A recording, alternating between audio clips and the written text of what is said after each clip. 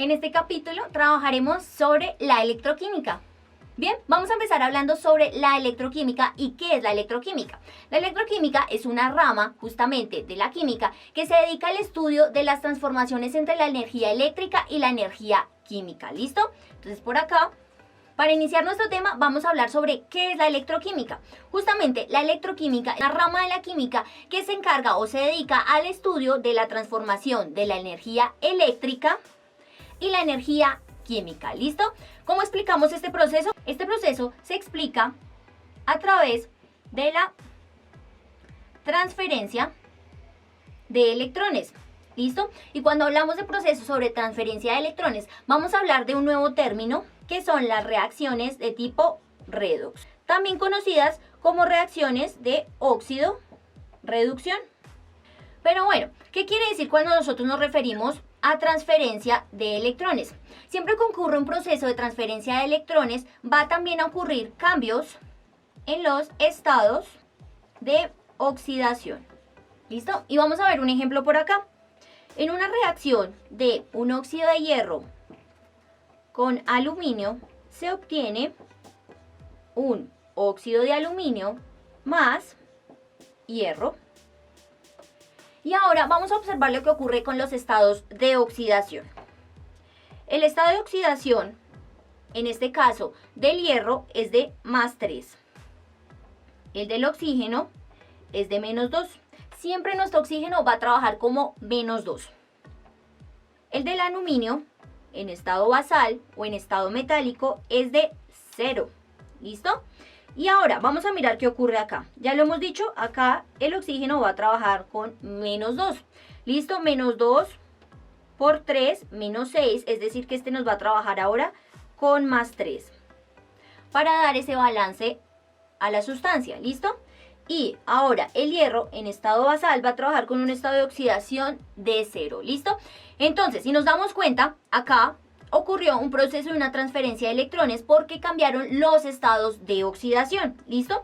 Si nos damos cuenta, el hierro pasó de +3 a 0. ¿Listo? Y el aluminio de 3 pasó a +3. ¿Listo? Observen esos cambios de oxidación. Bien, teniendo en cuenta estos estados de oxidación, vamos a hablar de algo importante.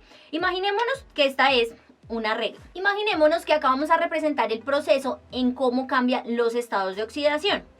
Entonces, si nosotros pasamos de un estado de oxidación menor a uno mayor, vamos a hablar de un proceso de oxidación.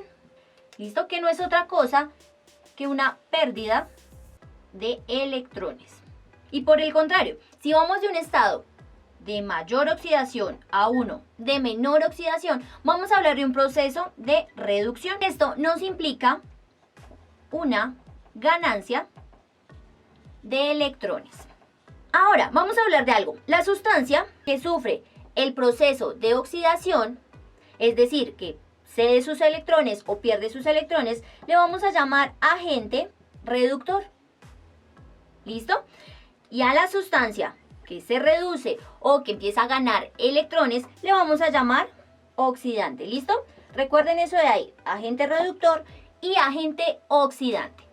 Para que un proceso electroquímico pueda ocurrir, el sistema de reacción debe estar compuesto por lo siguiente. Algo a lo que le vamos a llamar celda. ¿Listo? Que la celda, en otras palabras, es el compartimiento donde ocurre la reacción. Y por otro lado, también vamos a necesitar de electrodos. ¿Listo? Y los electrodos son la superficie donde ocurre la oxidorreducción. Entonces vamos aquí a poner superficie. Lo importante de los electrodos es que nos van a permitir la entrada o salida de la corriente eléctrica. Ahora, cuando hablamos de celdas, podemos hablar de dos tipos de celdas. Una de ellas van a ser las celdas conocidas como electrolíticas. Estas celdas electrolíticas son de tipo no espontánea. Es decir, un tipo de sistema electroquímico en donde la energía eléctrica es la encargada de producir energía o reacciones químicas. ¿Listo? Y la otra son las conocidas como voltaicas o galvánicas. ¿Listo? Este tipo de reacciones son espontáneas. Es decir, que a partir de una reacción química van a tener la capacidad de generar electricidad y luego transmitirla a un sistema o medio externo. Y en cuanto a los electrodos también hablamos de dos tipos de electrodos. Por un lado, vamos a llamar a un electrodo como cátodo y vamos a recordar que en el cátodo siempre ocurre la reducción o ganancia de electrones. ¿Listo? Y el opuesto al cátodo será el ánodo, que será el electrodo donde ocurra nuestro proceso de oxidación o pérdida de electrones. Finalmente, para terminar sobre esta pequeña introducción de la electroquímica, vamos a hablar algo que se llama potencial electromotriz o potencial de la celda.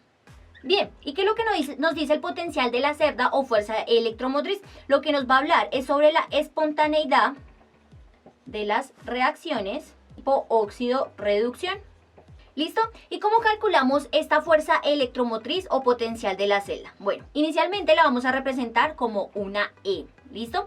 Y la E va a ser igual al potencial de reducción en nuestro proceso de reducción menos el potencial de reducción en nuestro proceso de oxidación. Listo. Y ahora vamos a decir lo siguiente. Un potencial o fuerza electromotriz, ¿listo?, de tipo positiva, indicará que nuestro proceso es espontáneo. Pero en cambio, si al resolver esta ecuación de acá, obtenemos una fuerza electromotriz negativa, vamos a inferir que nuestra reacción es de tipo no espontánea. ¿Listo? Recuerden, si ocurre de forma espontánea, posiblemente estemos hablando de celdas de tipo voltaica. Pero si hablamos de reacciones no espontáneas con signo negativo, hablaremos de celdas electrolíticas. Con esto damos fin a este capítulo.